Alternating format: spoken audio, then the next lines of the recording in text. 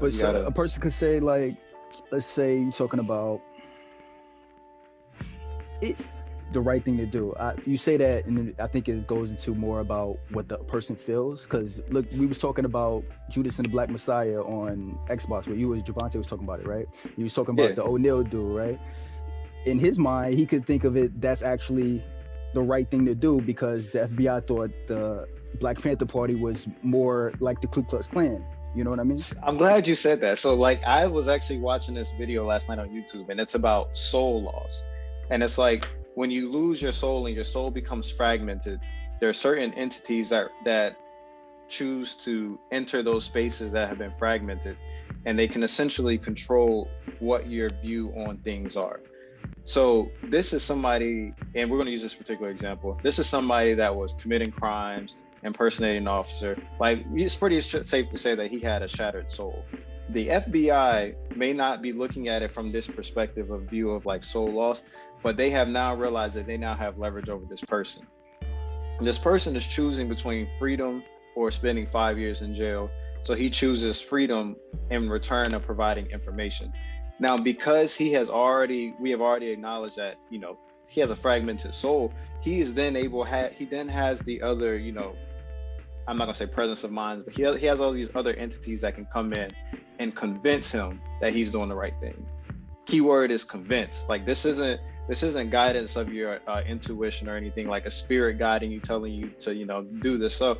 This is him, like, over time grooming himself to like, hey, I'm doing the right thing for a better cause, when really he's known all along that what he's doing is malicious. But when you have that fragmented soul and those entities can reside essentially in your conscious or your subconscious, it opens the door for you to trick yourself into doing wrong for the sake of you believing that it's good.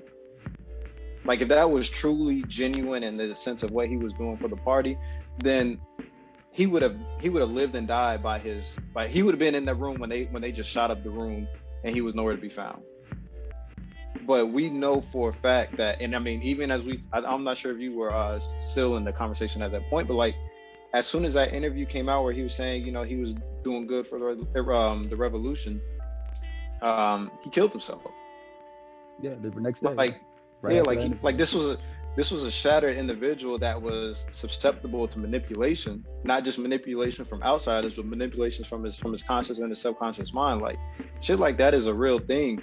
And there's people in these communities that think that same way.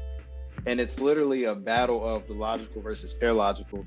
The people who are choosing to be present in their frame of mind, and then people who are just choosing to go through life, you know, essentially for what it is. Like, it is a race at the end of the day, but there are some people that choose to go through life or hating their environment, or trying to place blame on something else, and you know, using that to fuel their actions.